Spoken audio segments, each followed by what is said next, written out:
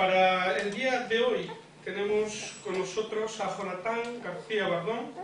Él es licenciado en Historia por la Universidad de Oviedo y podemos decir de él que es un enamorado de la historia y de la historia protestante. Sobre la historia de la Iglesia Evangélica en Gijón, de la cual es miembro, tiene escritos algunos artículos. Hoy nos hablará de antecedentes de la Reforma en Europa y en España. En la conferencia analizará el contexto histórico previo a la Reforma protestante, el siglo anterior al inicio del comienzo de la Reforma protestante, y aquellos intentos de reforma que ya tuvieron lugar pero que no culminaron con éxito. Así que, reiterando el agradecimiento por vuestra presencia, ya doy el paso a Jonathan. Bueno, pues buenas tardes a todos. Desearía en primer lugar mostrar mi gratitud al comité que organiza, el comité aquí 130, pues la oportunidad que me ha dado de exponer parte de lo que serían los antecedentes de la Reforma protestante. Tengo ese honor y tengo esa responsabilidad de introducir un tema que creo que es conveniente antes de abordar propiamente el tema de la Reforma. Como sabéis, la Reforma protestante se inicia en el siglo XVI, pero me parecía oportuno, ya que vamos a tener ocasión de que tanto Gabino Fernández como Manuel de León aborden estos temas ya más en profundidad, pues retrasarnos en el tiempo, un par de siglos, y ver cuál era la espiritualidad medieval que desembocó finalmente en aquella Reforma protestante. Hablamos, por tanto, me gustaría hablar de los antecedentes. Y por antecedentes hemos de entender las acciones, dichos o circunstancias, dice la Real Academia de la Lengua, dichos o circunstancias que sirven para comprender o valorar hechos posteriores. Así que vamos a iniciar esta exposición con 4 cuestiones que me gustaría plantearos en esta tarde. En primer lugar, una exposición de las tesis de una escuela historiográfica que es Anales sobre la Reforma protestante. En segundo lugar, me gustaría también abordar la crítica a las tesis marxistas y tesis tradicionales sobre la Reforma protestante. En tercer lugar, abordar las 3 bases de la Reforma protestante y abordar en último lugar 4 ejemplos que son Johann Huss y Wycliffe. Parece un rollo, diría, expuesto así. Parece algo que no tiene interés. Y quizás sean palabras un poco técnicas, pero veréis que los conceptos que desarrollan o que intentaré desarrollar son muy sencillos. Así que, antes de comenzar, antes de abordar cualquier tema, me gustaría citar las palabras de César Vidal Manzanares en su obra El caso Lutero, en el que dice las siguientes palabras: suele ser una opinión extendida entre ciudadanos no informados la de que la Reforma significó el final de la primera unidad eclesial que se había extendido desde el siglo I hasta el siglo XVI. Esa ruptura extraordinaria, dramática, habría venido provocada sustancialmente por la herejía. Semejante visión, a pesar de que sigue siendo común en ciertos ambientes, no responde ni lejanamente a la realidad histórica. Es interesante porque el autor, César Vidal, hace referencia posteriormente a lo que es la división, el cisma de Occidente que se desarrolla en el siglo XV, pero siglo XIV y siglo XV. Pero en realidad, si hiciéramos una valoración de lo que ha sido el cristianismo ha sufrido en su aspecto externo distintas divisiones a lo largo de la historia.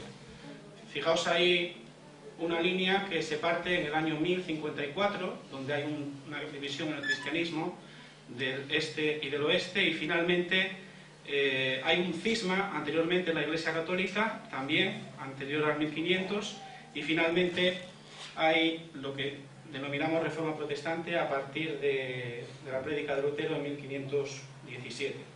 Así que el cristianismo evangélico dividió al cristianismo, en primer lugar me gustaría decir que es un mito que no tiene ningún tipo de fundamento en la historia. ¿Cuál es la tesis que planteo? La tesis que planteo no es mía, es una tesis que Lucien Febvre ya expuso en su día, y es que a una revolución religiosa hay que buscarle causas religiosas. Fijaos, vamos a estar dando una hora, vamos a ver durante una hora que a una revolución religiosa hay que buscarle causas religiosas. ¿Y una hora para demostrar esto? Pues la verdad es que sí. Una hora simplemente para demostrar que a una revolución religiosa, y la Reforma Protestante es una revolución en la mentalidad y la religiosidad de la espiritualidad del hombre medieval, tiene las causas primeras y últimas en la propia religiosidad y espiritualidad de ese hombre medieval que no encuentra respuesta a través de ese catolicismo que había tenido durante largo tiempo. Y creo que es importante plantear esto por una sencilla razón.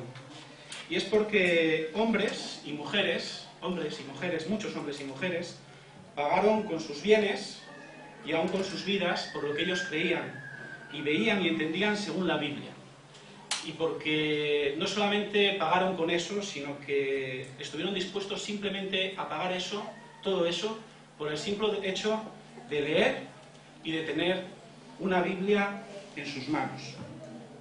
Así que creo que es un hecho importante en la historia, y es un hecho fundamental en la historia del Occidente medieval, que ha provocado distintas interpretaciones de la historia. ¿Y cuáles son esas grandes interpretaciones? Bueno, hay, llamémosles, aunque no sería demasiado apropiado decirle, tres grandes sociólogos, e insisto que no sería demasiado exacto decirlo de alguno de ellos, por lo menos de Marx no, y de Durkheim a medias, sí de Max Weber, que han analizado y han introducido distintas conclusiones en los estudios de la historia de la religión y en su propia mentalidad a la hora de entender la religión. En el caso de Marx, en el que nos vamos a centrar, llega a decir este personaje que la historia o las guerras de religión, y lo dice él junto con Engels, las llamadas guerras de religión del siglo XVII se libraron ante todo por intereses materiales. Y me gustaría desmontar esta tesis, que parece que no va a ninguna parte, una tesis de un sociólogo, un historiador, bueno, que piense, que diga que la mentalidad no produjo esos cambios, sino que son los fines materiales los que produjeron esta situación, porque realmente esa forma de pensar, esa mentalidad, de una u otra manera ha calado de tal manera en la sociedad en la que vivimos, que cualquier persona de la calle a la que pudiéramos preguntar a día de hoy en qué basa sus convicciones, de forma automática muchas veces pensará que las convicciones que sostienen las personas se basan en algún interés oscuro, fundamentalmente algún interés material. Son precisamente las tesis de Engels y demás las que de inicio querría desmontar para poder explicar de otra manera qué explicación tiene la Reforma. Cualquier cuadro que veáis sobre las exposiciones, sobre la interpretación histórica de Marx, creo que se podría resumir bien con este cuadro. Si me permitís, voy a levantarme.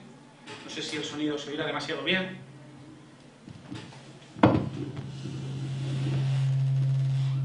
Va a acoplar un poco. Pero sí me gustaría deciros,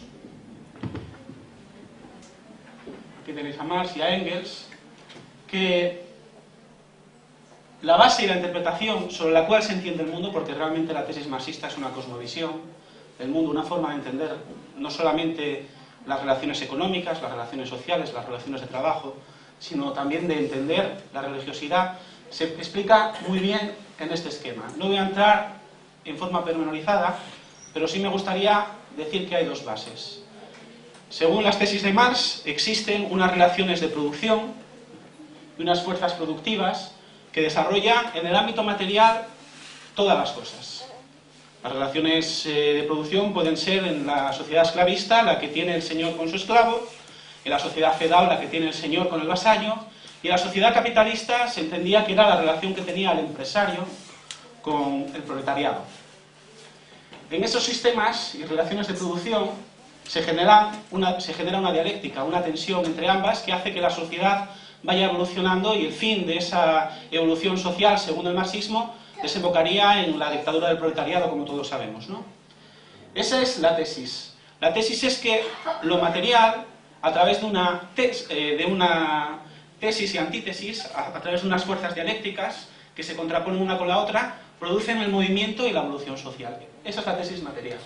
De modo que cualquier ideología, cualquier forma de pensamiento, tanto las leyes como las estructuras del Estado, e incluso la mentalidad y la religiosidad, obedecían siempre, en última razón, a esas causas primitivas. Dicho de una manera muy simple, aunque no es exactamente así, se podría definir que la materia hace la idea. La materia sustenta la idea. Y esa forma de pensar, esa forma de entender el mundo, es la que prima a día de hoy. Cualquier persona, o muchas personas, entienden que los intereses materiales son los que en último término determinan la forma de pensar de las personas. La estructura ideológica, o más concretamente superestructura, porque en este caso Marx coloca el ámbito de las mentalidades, de la ideología, de las leyes, por encima de la estructura económica. Pero el sustento de todo es un sustento propiamente material. De modo que cuando analizan cuestiones como la religión, gente como Engels, llega a decir frases como las siguientes. Creo que a lo mejor algunos recordaréis, porque lo acabo de decir hace un minuto nada más.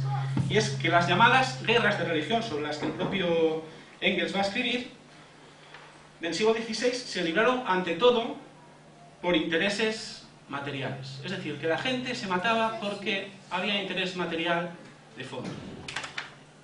Esto es la forma de entender la historia de la Reforma para muchas personas. Algunos, como el historiador italiano Barbagallo, trataban en su conjunto en el siglo XVI estos mismos temas y llegaron a afirmar lo siguiente, que me gustaría leerlos. En general se considera la Reforma como un proceso de conversión religiosa de una cierta parte de Europa. No he llegado a comprender cómo puede pensarse que multitudes de gentes hayan sido capaces de interesarse por las sutilezas teológicas de Lutero, Zwingli o Melanchthon o Ecolapancio, que a duras penas entienden los profesores de teología. Pues es cierto, hay gente que no lo entiende, pero el caso, bajo mi opinión, es que fue así. Que fueron realmente la mentalidad, la religiosidad y la espiritualidad de los hombres de aquella época la que fue desarrollando una forma de proceder en el ámbito que podríamos llamar, o que podría llamar tanto Engels como Marx, el ámbito de la superestructura.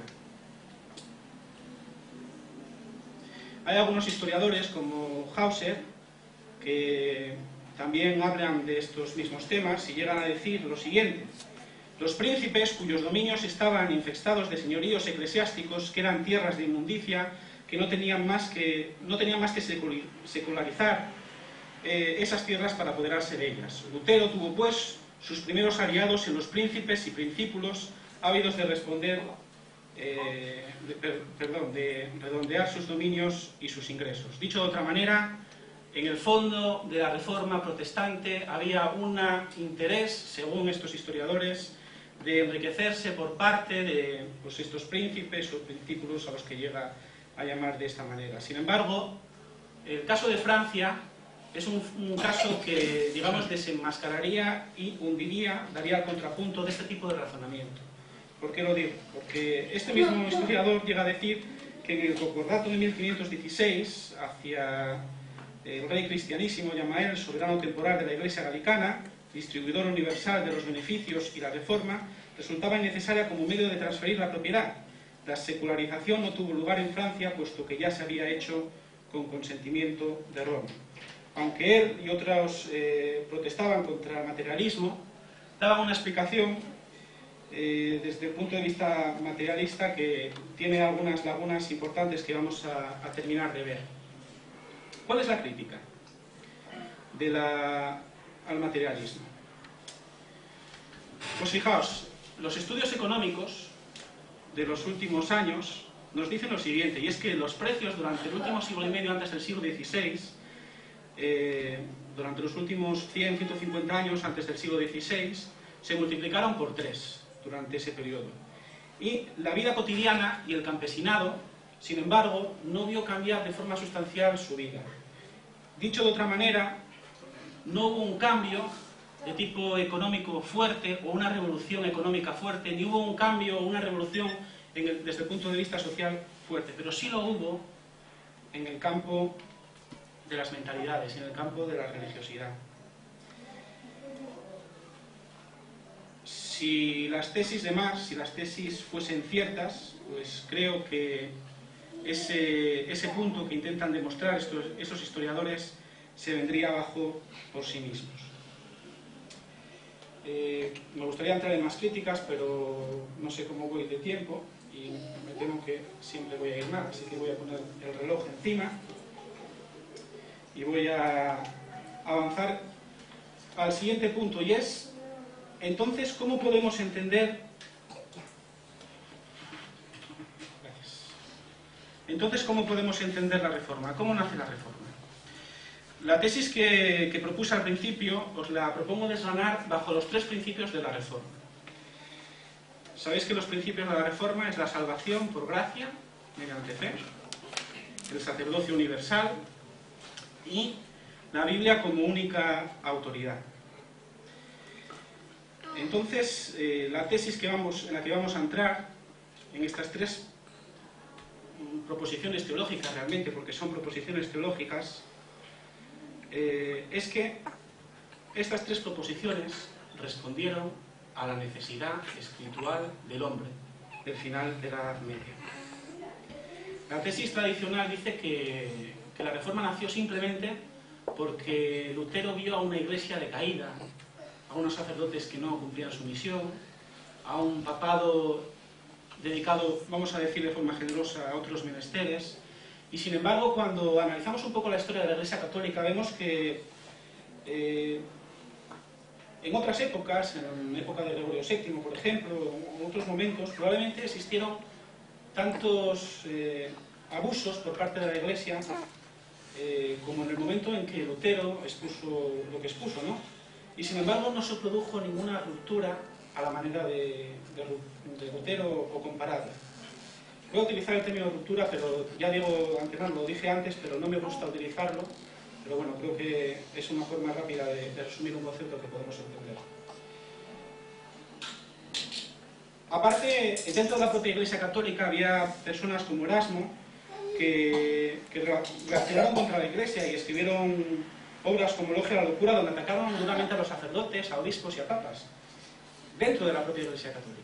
Y no se produjo, por parte por lo menos de ese humanismo reformista, ningún tipo de ruptura. Y sigo utilizando una palabra que no me gusta. Entonces, ¿qué sucedió con estas doctrinas?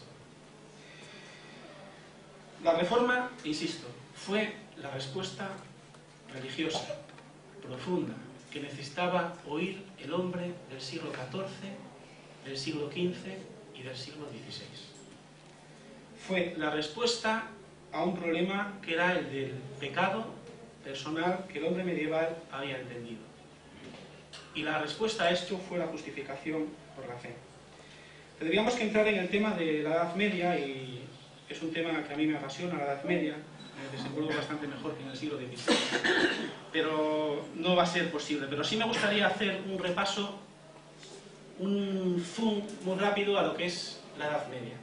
Y sé que es mucha historia lo que vamos a ver hoy, pero creo que es realmente importante para poder entender luego cosas más adelante. Mirad, la Edad Media se entiende muy mal. Y se entiende muy mal porque la literatura, el cine, los cuentos, los tebeos han contribuido en forma muy importante a deformar la visión de la Edad Media. La literatura cortesana, en fin, el cine moderno. La Edad Media es un periodo muy amplio, de 1000 años, que empieza desde la caída del Imperio Romano en aproximadamente el año 476 hasta que, bueno, algunos dirían hasta que Constantinopla cae, o nosotros como españoles, mirando desde nuestra óptica, diríamos desde que Fernando e Isabel la Católica conquistan Granada o Colón descubre América, ¿no? Da igual el periodo más o menos amplio que estimemos, estaríamos hablando entre el siglo V al siglo XV-XVI. Ese es un periodo de 1000 años y, sin embargo, los conceptos extraños que tiene la gente simplemente a través del cine hacen que no se entienda que fue 10 siglos en los cuales los hombres en este continente buscaban a Dios. Todo lo contrario al día de hoy, pero durante 1000 años los hombres en este continente buscaban a Dios. Si no entendemos esto, no entenderíamos nada, igual que si no entendemos la muerte, no podemos entrar a entender culturas como la egipcia. Así que es un periodo realmente muy amplio en el cual Occidente vivió una realidad muy distinta a la de Oriente. Oriente, desde el siglo V hasta el año 1453, siguió siendo un imperio, el Imperio Romano Oriental, que sobrevivió durante 1000 años. Ahí tenéis Constantinopla, una ciudad rodeada por unas murallas absolutamente impresionantes que consiguieron mantener un imperio durante 1000 años. Justiniano, uno de los primeros emperadores más importantes, ejércitos impresionantes. Sin embargo, cuando llegamos a los albores del siglo XIV, los turcos llegaron a las puertas del continente europeo y picaron a la puerta de Constantinopla y traían un regalo, y era la pólvora. Pólvora que ya se había experimentado en los campos de batalla europeos, pero que ellos tenían, digamos, un desarrollo tecnológico muy superior y consiguieron que aquellas murallas no pudieran resistir durante demasiado tiempo. Desde luego, la introducción de la pólvora en el siglo XIV, bueno, nada más de Tolosa ya se empieza a utilizar. O sea, que en el siglo XIII aquí ya empieza a verla por mediación de los árabes, pero finalmente en el XIV y en el XV se impone y toda la militaridad de la época, toda la ingeniería militar, tiene que cambiar a partir de ese momento. El caso es que el imperio, aquel imperio que era, digamos, la supervivencia del Imperio Romano, sobrevive durante cierto tiempo, pero finalmente cae, y muchos de aquellas personas que vivían en el Oriente Europeo con aquella vieja pensamiento de la romanidad, van a Italia, van a Europa, caminan y vuelven a recordar aquella romanidad que en realidad en Europa nunca se había olvidado, y el arte románico también es ejemplo de ello, pero lo vuelven a traer con nueva fuerza y el hombre empieza a mirar a la antigüedad romana y a la antigüedad griega como un lugar de inspiración. ¿Qué había pasado en Europa durante el año 400 y pico, 409, 410, 415, hasta este periodo del siglo XV que vamos a abordar en días sucesivos? Bueno, primero que el Imperio Romano se cae. Esto es fundamental. Aquellas ciudades romanas se empiezan a amurallar, ahí tenéis una muralla como la de Lugo, siglo III, casi todas las murallas romanas que veáis en la mayoría de los países de Europa se empiezan a levantar, las últimas en el siglo III. Y finalmente Europa se ruraliza. Una sociedad que había sido urbana y urbanizada por los romanos pasa a ser una sociedad rural. Durante cierto tiempo eso se mantiene y comenzaron unas segundas invasiones después de las primeras, de los años 400 y 500, comienzan las siguientes invasiones en los años 700, 800, míticos son los vikingos, pero hay otras como los magiares en el este de Europa, húngaros, etc., ¿no?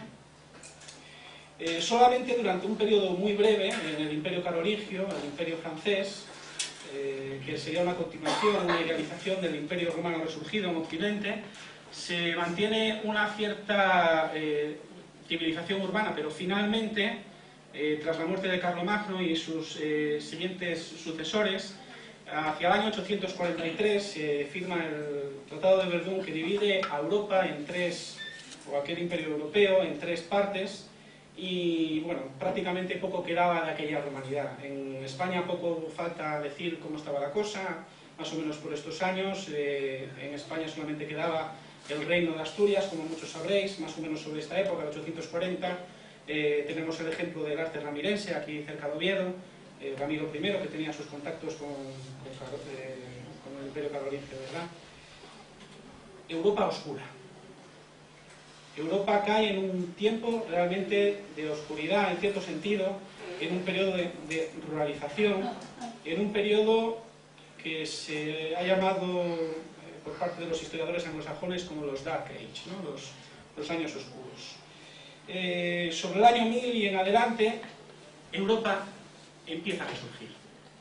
Y no solamente empieza a resurgir, empieza a organizarse. Y no solamente empieza a organizarse, sino que empieza a expandirse fuera.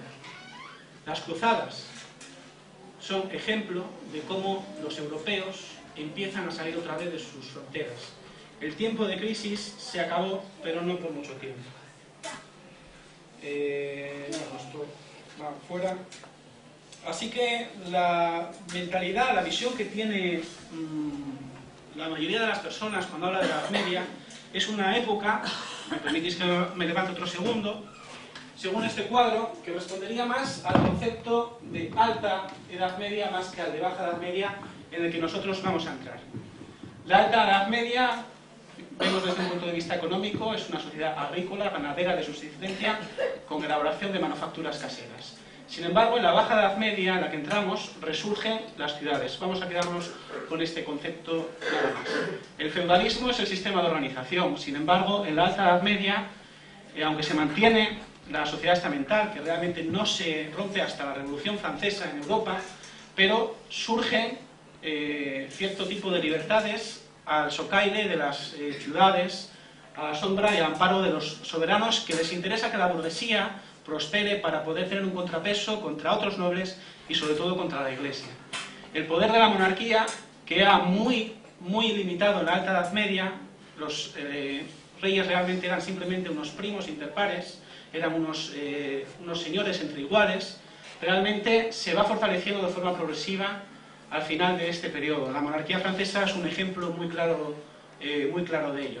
Y el renacimiento del arte gótico en Francia también, una forma que tiene el rey de mostrar su poder y su imperio, aunque económicamente no es más poderoso que podría ser algún señor de Aquitania o de alguna otra provincia, pero era importante aparentar, siempre lo ha sido. Y finalmente, bueno, el tema de ciencia no vamos a entrar, pero sí vamos a mencionar que se desarrollan muchos movimientos que la Iglesia va a denominar como heréticos. Es, por tanto, la Europa en la que me gustaría tratar para poder ver la mentalidad y para poder ver cómo las tres columnas de la Reforma, fe y gracia, sacerdocio universal y Biblia, pudieron calar en ese tipo de sociedad como ninguna otra pudieron hacerlo a lo largo de la historia de la humanidad. Esos tres conceptos teológicos básicos, pero lo hicieron en ese tipo de sociedad. ¿Y por qué lo hicieron? Pues lo hicieron porque el hombre del final de la Edad Media estaba acostumbrada a varias cosas. En primer lugar, estaba acostumbrado a la guerra. Guerras por un tubo. Si nos impresiona el nivel de guerras que hay ahora, y no es poco, no nos parecería mucho menor el nivel de guerras que hubo al final de la Edad Media. La guerra de las dos rosas en Inglaterra, la guerra de los 100 años, distintos tipos de revueltas como las Jacquerin, las guerras cusitas. En segundo lugar, peste. La peste de 1347, en la cual, bueno, pues se desarrolla a partir de la zona sur de Europa, de la parte de Italia, Génova, toda esta parte de verde clarito, pero que se va extendiendo al final por prácticamente toda Europa y desemboca pues una serie de muertes sin precedente en la historia de Europa, ¿no? La amenaza turca, que hemos visto anteriormente, que ya tuvo su desembocamiento en 1453. Así que hambres, pestes, guerras, la muerte. Hablaba antes de Egipto, pero es que Europa no fue algo demasiado diferente. La muerte llegó a ser algo presente, llegó a ser algo omnipresente, siempre presente en la memoria, en el imaginario colectivo de toda la gente. No solamente la muerte, el miedo. Ahí tenéis un libro famoso en la Edad Media, el Maelus Maleficarum, el martillo de las brujas, que fomentaba la búsqueda del castigo de aquellas personas que se sospechaba que estaban o que habían entregado a Satanás sus almas. Se da un fenómeno absolutamente inverso a lo que pasó en Europa antes de la Primera Guerra Mundial o lo que está pasando en Europa, sobre todo en el mundo occidental, ahora. Y es que por muy mal que fueran las cosas, siempre había la esperanza de que pudiesen ir mucho peor. Por mal que fuesen las cosas, la gente tenía muy claro que podían ir muchísimo peor. Hoy en día hay una mentalidad, producto del marxismo y producto del evolucionismo, que dice que siempre progresamos, aunque haya cambios y picos bajos en estos ciclos, pero el progreso es incuestionable. Sin embargo, la mentalidad del hombre europeo de aquella época era absolutamente contraria. Las cosas van mal, pero pueden ir mucho peor. Y eso es muy importante para seguir entendiendo el tipo de mentalidad de las personas que llegaron a ese momento, después de 1000 años, de seguir buscando a Dios y de encontrar una serie de respuestas que no les satisfacieron. Es cierto que antes de 1350 se habían presentado escenas del juicio final en distintos lugares, pero sin duda escenas del juicio final como las que va a ver en este momento en la iconografía, pocas veces las va a ver. De una forma truculenta, el juicio final se presenta de una forma absolutamente, casi en algunos casos, estrambótica. Nada tiene que ver con los tímpanos de las iglesias románicas o góticas, donde se puede representar en algunos casos, como no, el juicio final, pero se representa con una enorme sobriedad. Aquí tenemos un ejemplo, aunque no es quizás el más exacto para ello. Las danzas macabras también se empiezan a desarrollar en este momento, y la literatura en la época responde a este momento con obras como el Ars Moriendi, que voy a buscar porque creo que, perdonáis, no lo tengo aquí. El Ars Moriendi. El Ars Moriendi fue una obra compuesta por un autor anónimo de principios del siglo XV, y en dicha obra el agonizante aparecía, vemos aquí por ejemplo, hay más escenas, ¿no? Pero aquí vemos por ejemplo un agonizante en la cama, a través, bueno, con una serie de santos, pero puede aparecer a veces ángeles alrededor de él, o demonios que intentan inducirle a que maldiga a Dios y poder en ese momento último de la vida, poder arrematar el alma.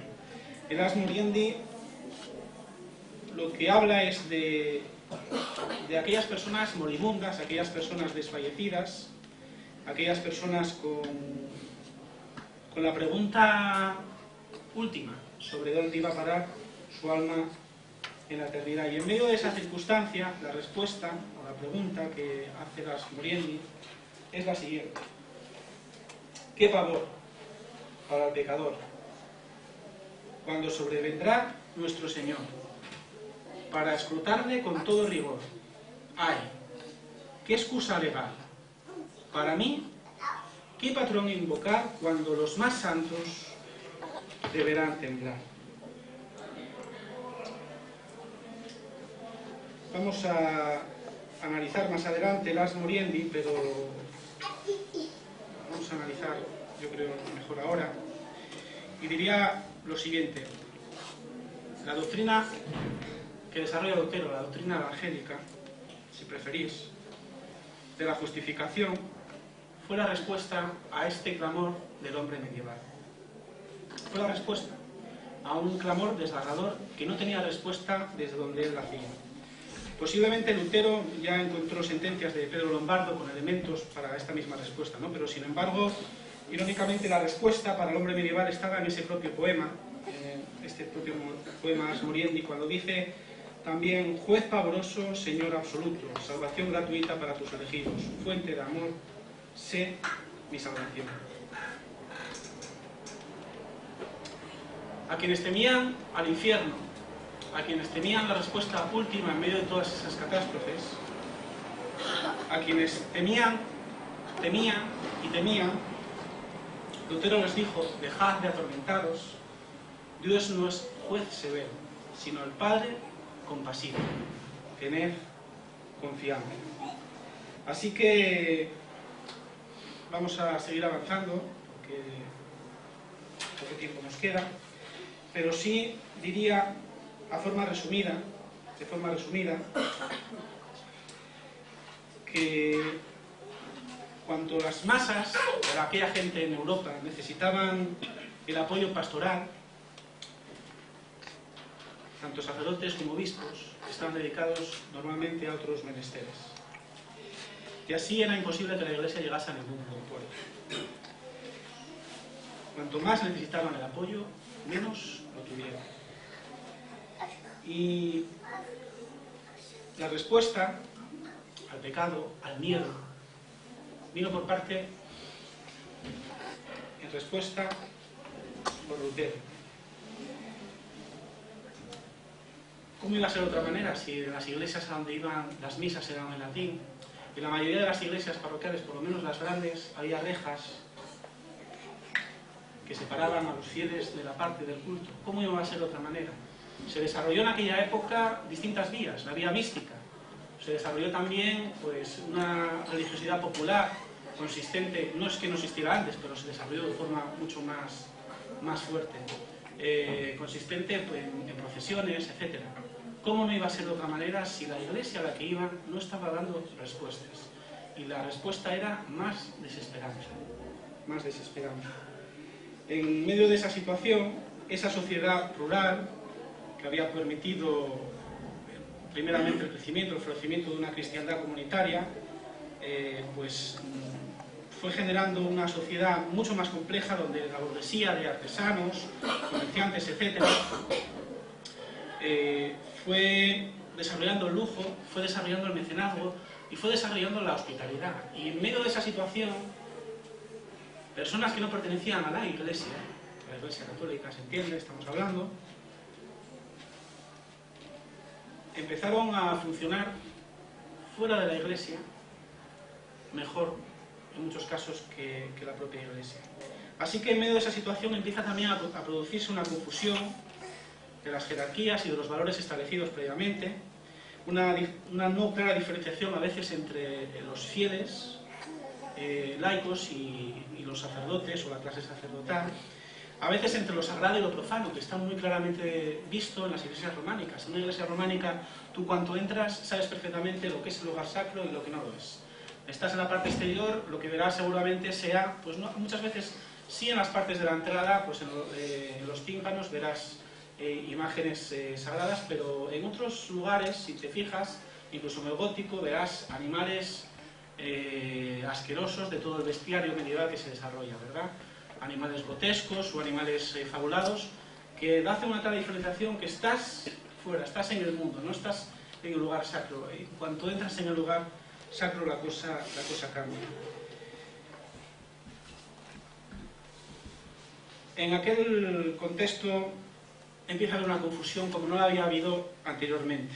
E incluso se llega a tratar a Dios con una familiaridad contra la que el propio protestantismo digamos, no mostró su favor, ¿no? Digamos que había frases del tipo: dejad a Dios, haced lo que quiera, que es hombre de edad. La gente, la religiosidad, sufre una tensión también muy grande en aquel momento, porque también para continuar, por ejemplo, los propios centros de peregrinación, incluso las iglesias, las prostitutas buscaban clientes, no solamente a veces en esos lugares de peregrinación, sino dentro de las propias iglesias, o las propias iglesias eran el lugar favorito ideal para las propias alcahuetas, que, bueno, pues que buscaban ahí un ambiente adecuado para sus protegidas, ¿no? Las canciones profanas pues, utilizaban letras y palabras provenientes del mundo religioso. Un proceso muy parecido a lo que pasó con la música soul, la música jazz en Estados Unidos, a raíz del gospel, pues un fenómeno muy parecido, ¿no? Ya a la inversa también, había muchos fenómenos no religiosos, que se introducían en la iglesia. Había sí obras sobre reyes magos, sobre nacimientos, etcétera, que se desarrollaban dentro de la iglesia, pero también obras a veces de un carácter, digamos, menos religioso. Entonces, en medio de esta situación, la gente no empieza a tener muy claro cuál es el papel de aquellos sacerdotes que tienen que tener un lugar de santidad y guardar una serie de condiciones, ¿no?, que se supone tenían que tener. La figura, por tanto, del sacerdote como tal, que se había desarrollado durante mucho tiempo, empieza a ser cuestionada. Esas distinciones entre sacerdotes y laicos empiezan a desaparecer de forma muy fuerte ante las protestas de Wycliffe y sobre todo Juan Hus en Bohemia, ¿verdad? Para Wycliffe, al negar los sacramentos, cosa que pasaba también en algunos casos, en algunas zonas de Europa, que se omitía esa responsabilidad dentro de la Iglesia Católica, pues también se niega la propia base de ser de la jerarquía eclesiástica, ¿no? Juan Hus llega a predicar que si un sacerdote está en pecado mortal, no es verdadero sacerdote, y esto lo hace extensivo también a obispos y a los propios papas. Y llega a afirmar también que la dignidad papal procede del emperador y la primacía de instituciones del papado del poder imperial. O sea que uno se solapa con el otro, cuestión que el Concilio de Constancia, como no, declara como una proposición herética.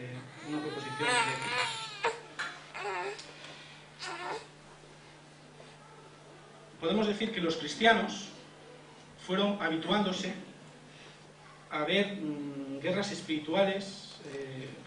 espirituales en personas que no pertenecían a la Iglesia, y que aquellas personas de la Iglesia que debían ser guías espirituales no lo estaban siendo. La gota que colmó el vaso fue el propio cisma de Occidente. El cisma de Occidente, en el cual en Europa empezó a haber 2 papas y acabó habiendo 3 papas. Y durante un periodo de 39 años había 3 papas en Europa, con lo cual, ¿quién de ellos era el que tenía la responsabilidad espiritual? Ya, como comprenderéis, ni se sabía, ¿no? Esto fue un cataclismo para la propia mentalidad del hombre, la mentalidad espiritual del hombre europeo, de modo que llegó a haber un dicho en aquellos tiempos, y era que después de aquel cisma de Occidente nadie se salvaría en Europa. Ese hundimiento tan radical del prestigio, permitidme la palabra, que debería de tener el sacerdocio, abrió también el camino a una segunda vía que la Reforma también plantea, y es la del sacerdocio universal. Por último, en cuanto a las 3 proposiciones que dijimos iniciales,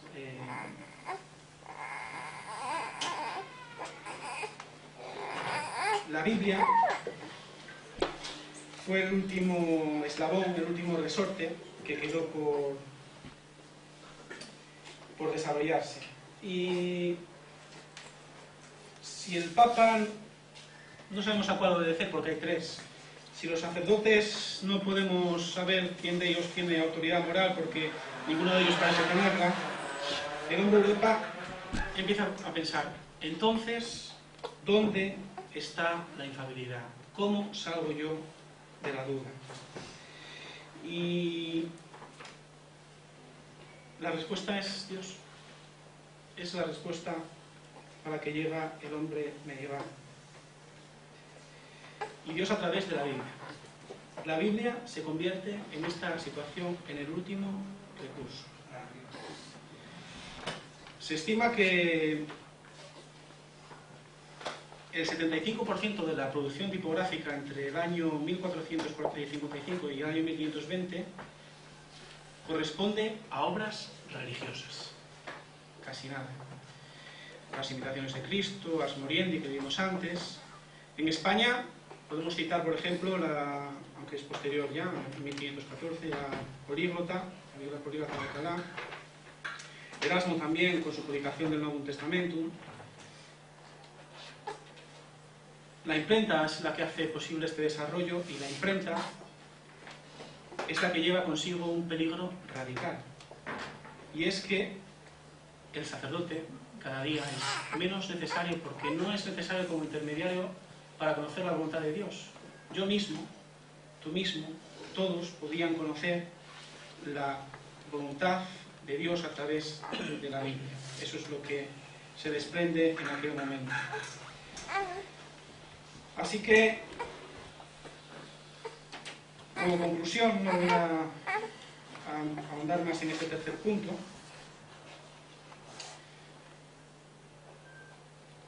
Se entiende que la situación a la que llega el hombre europeo y la respuesta que necesita dentro de la Iglesia Católica no se da. Existen respuestas, como no, parciales. Ya las había existido mucho antes dentro de la institución. Se me ocurre cualquier movimiento. Fue movimientos de renovación, el Cister, el movimiento franciscano, y todos acabaron como acabaron, ¿no? Hubo muchas pequeñas reformitas, pero lo que se estaba haciendo era pintar la pared de un edificio que se venía abajo. Al menos es la tesis que yo me gustaría sostener. Se estaba pintando un edificio que se venía abajo. Cuando empecé, hace casi ya una hora, lo que veo, hablábamos de antecedentes. Y hay dos antecedentes que yo creo que son muy claros. Uno es Juan Wycliffe y otro es Johann Hus. Y me gustaría dar sus historias, pero de una forma, creo que excesivamente rápida, para hacerles justicia. Así que no sé si quedarme únicamente con la vida de uno de ellos. Voy a intentar resumir de la manera posible la vida de estas dos personas, porque creo que son ilustrativas y que hacen una crítica por ellos mismos de las tesis marxistas que veíamos antes. La gente no cambió de mentalidad porque tenía unos intereses materiales. Al contrario, perdía mucho desde el punto de vista moral. No moral, pero sí social, de prestigio social, económico, incluso su seguridad personal, su propia vida, por mantener tesis que iban en contra de aquella mayoría. Perdía mucho. Hoy en día nos puede costar mucho entender esto, cuando vivimos en una sociedad en la cual cada uno puede pensar cualquier cosa, pero aquellas personas perdían mucho. No sabemos mucho de esta persona que tenemos aquí en este cuadro, que es Wycliffe, Juan Wycliffe, o John Wycliffe, como que prefiráis llamarle. Y posiblemente dice Justo González que, bueno, que si supiéramos algo tampoco de su niñez, quizás fuese de excesivo interés, porque seguramente tendría la niñez típica de un niño típico en una aldea típica de Inglaterra, ¿no? Sin embargo, este niño típico, etcétera, se convirtió en un jovencito y posteriormente en un profesor en la Universidad de Oxford. Voy a ir relatando a grandes pinceladas su vida, no voy a entrar en detalles. Salió de la universidad en 1371, en la Universidad de Oxford, donde estuvo prácticamente toda su vida, para dedicarse al servicio de la corona. Lo dedicaron a tareas diplomáticas, pero bueno, lo tuvieron que retirar porque no era una persona, digamos, demasiado diplomática. Pero fue llevado al servicio de la corona inglesa porque algunas de las proposiciones teológicas que desarrolló, le interesaba a la corona, y era el estudio sobre el tema del señorío. Es un tema muy importante, el tema del señorío. Antes hemos hablado de la institución del sacerdocio, en qué situación se encontraba.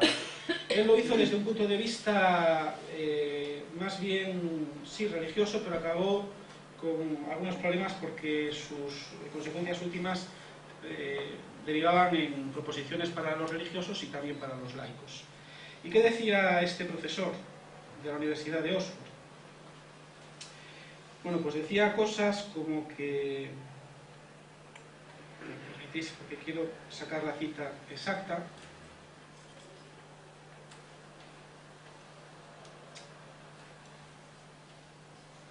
Decía cosas como que, bueno, que el pontificado romano, en lo referente a impuestos sobre el clero, pues cuando se trataba de imponer, estaba obedeciendo a un interés personal.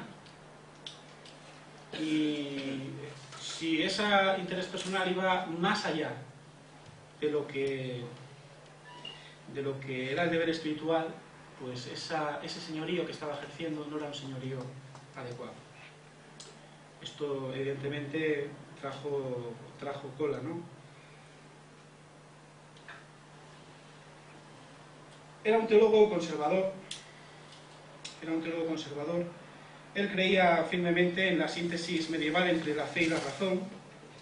Creía que se podía demostrar, por ejemplo, conceptos tales como la Trinidad a través de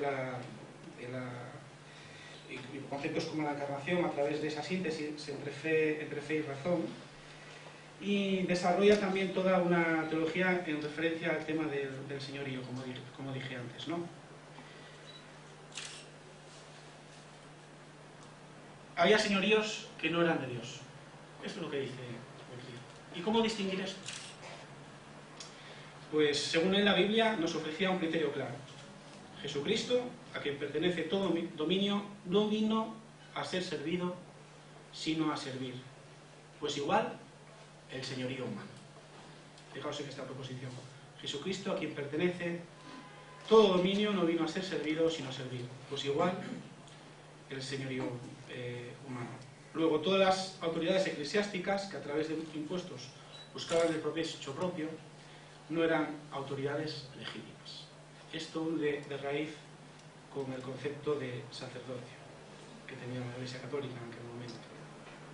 En 1381 estalló una revuelta campesina, pero Wycliffe no tomó parte ni la alentó, aunque no faltaron quienes intentaron evidentemente relacionarla con ella.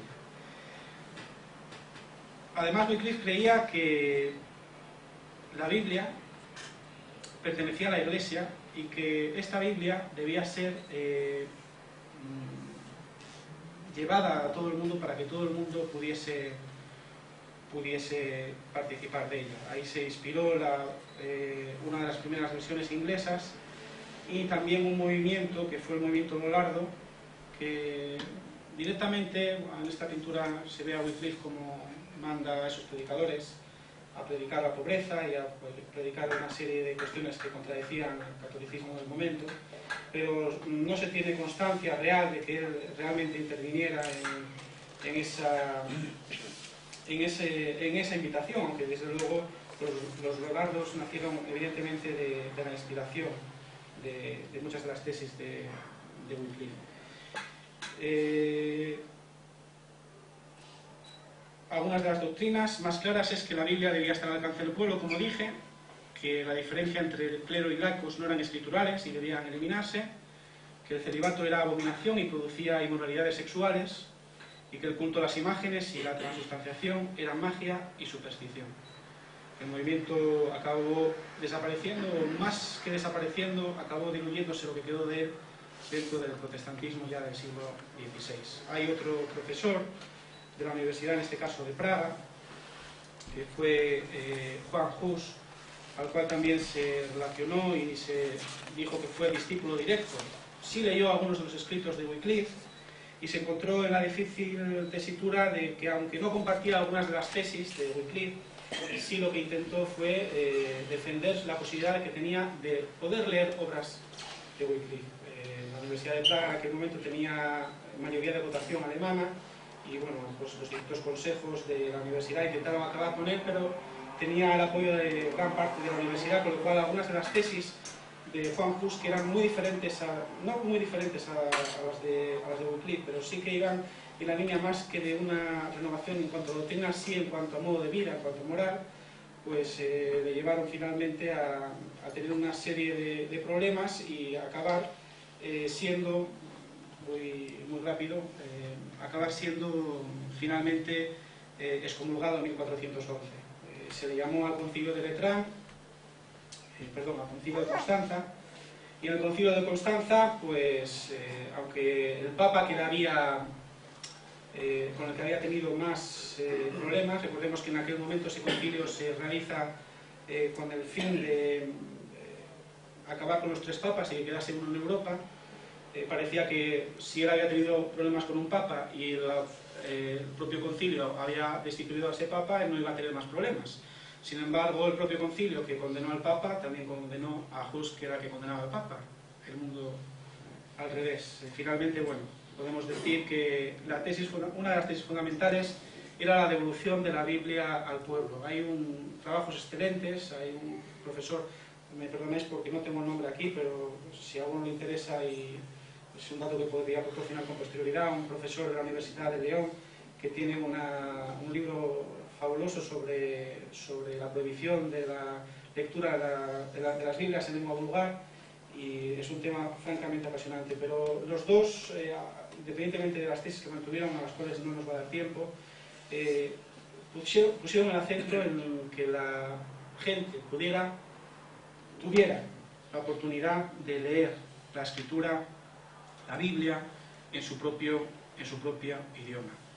Con la vida de Juan Hus me gustaría cerrar el círculo. Sé que he dado una cantidad enorme de datos, algunos de ellos quizás un poco liados y no bien explicados, me disculpáis por ello, pero quería condensar de alguna manera esas ideas, creo que son básicas.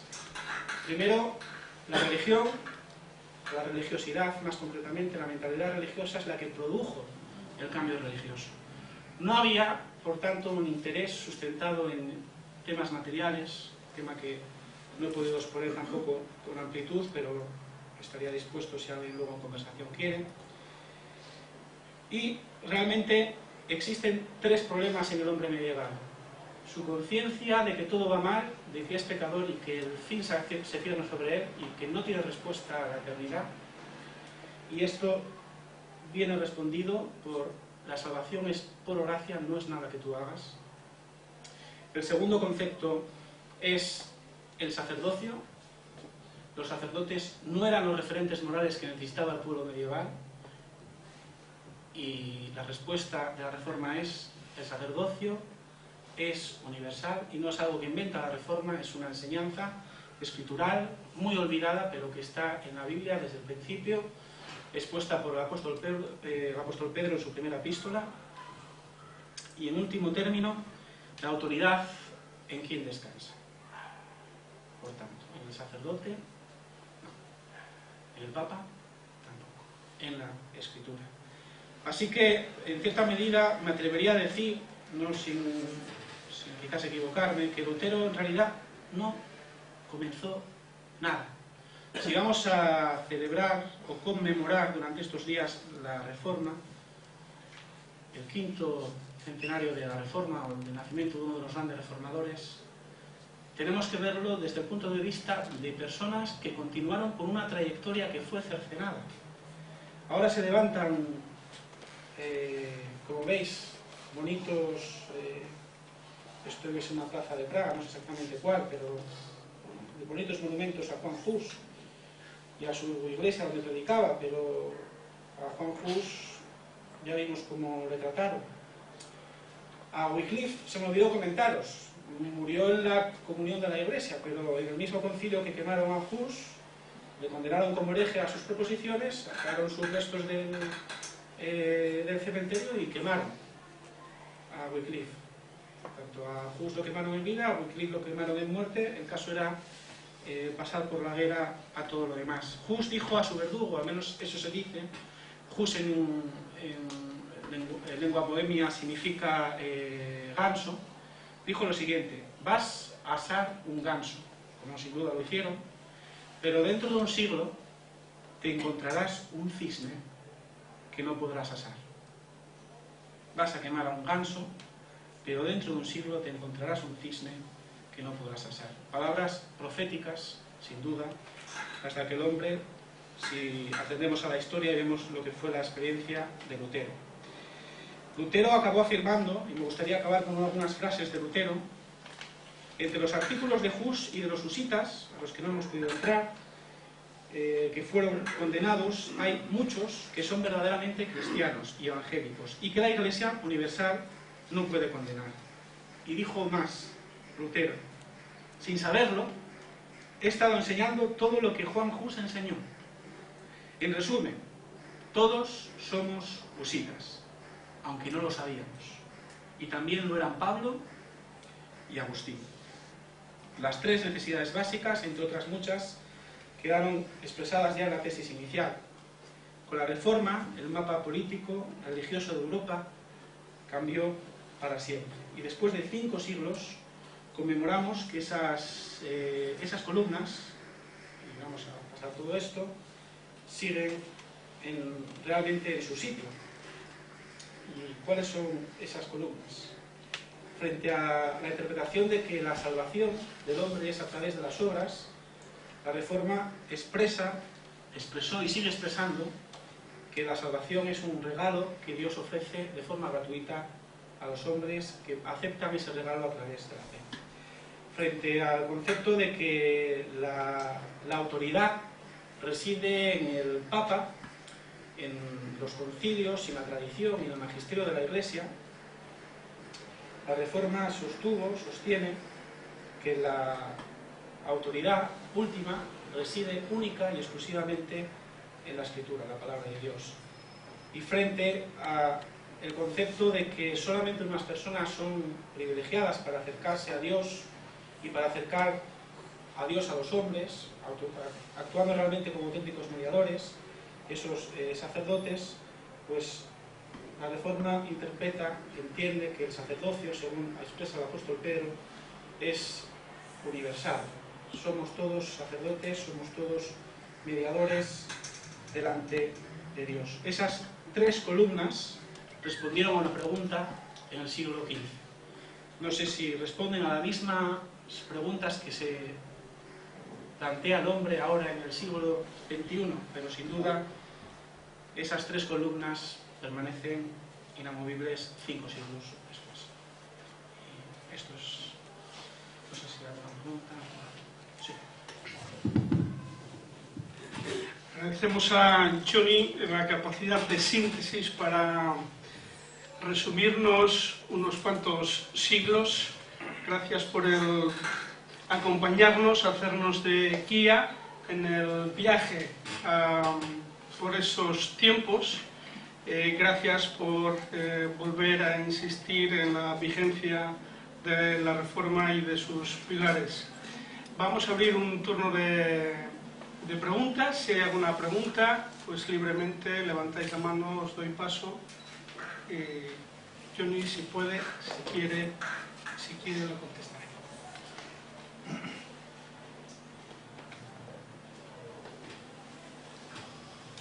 Sí. Digo que siempre que afronto la historia, como decía Lucas, procuraba ponerla por orden y no acabé de coger por qué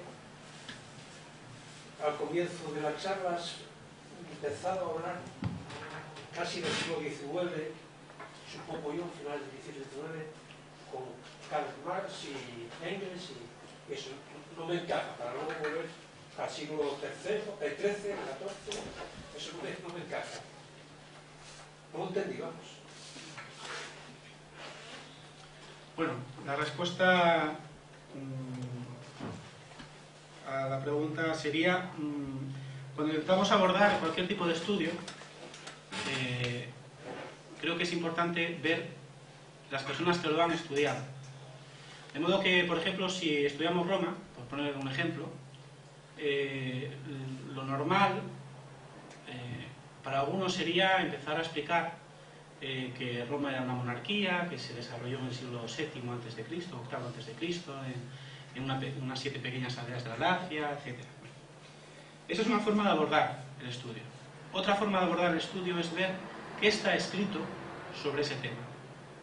Y lo que está escrito de ese tema a lo mejor no es lo que escribieron los romanos en el siglo VIII, sino lo que escribió, por ejemplo, un historiador italiano en el siglo XIX, por poner un ejemplo.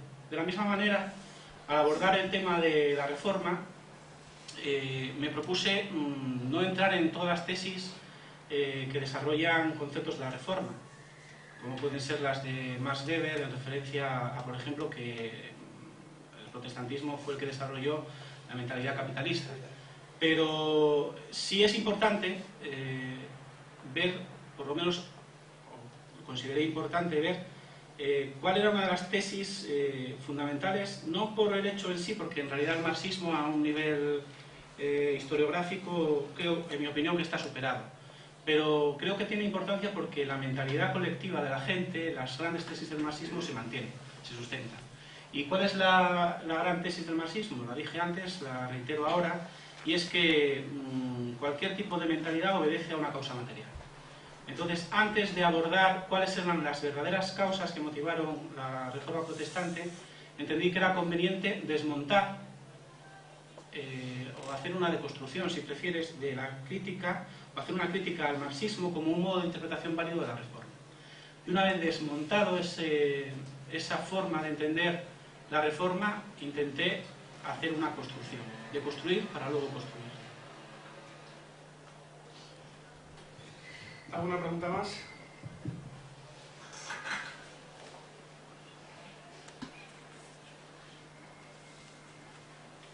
Pues si no hay más preguntas lo dejamos aquí. A mí me sugería una pregunta que nos daría quizás para otra conferencia, y es si realmente, a pesar de lo que nos hayan dicho marxismo y evolucionismo acerca de la esperanza y que todo va a ir a mejor, si realmente las personas hoy en el siglo XXI se creen eso o seguimos viviendo en la desesperanza, con lo cual la Reforma tendría mucha más vigencia de lo que pensamos. Muchas gracias a Johnny nuevamente por exponer estos antecedentes, este contexto histórico. Como decía al principio, esta conferencia de hoy formaba parte de un ciclo de conferencias, unas jornadas que van a tener su continuación mañana a la misma hora que hoy, a las 7:30, donde Gabino Fernández, director del Centro de Estudios de la Reforma, nos va a hablar sobre el legado literario de la Reforma y la contrarreforma en Asturias. Y concluiremos las jornadas el sábado, ya en la Casa del Mar, a la misma hora que hoy, 7:30, en la cual Manuel de León, historiador e investigador del protestantismo, con abundancia de publicaciones en diferentes medios sobre el tema, nos acercará el tema de la desconocida reforma en España en el siglo XVI, el hecho religioso y humanista. Gracias a todos por su presencia en esta tarde y en la voluntad de Dios, Dios mediante, nos podemos ver mañana aquí a la misma hora. Gracias.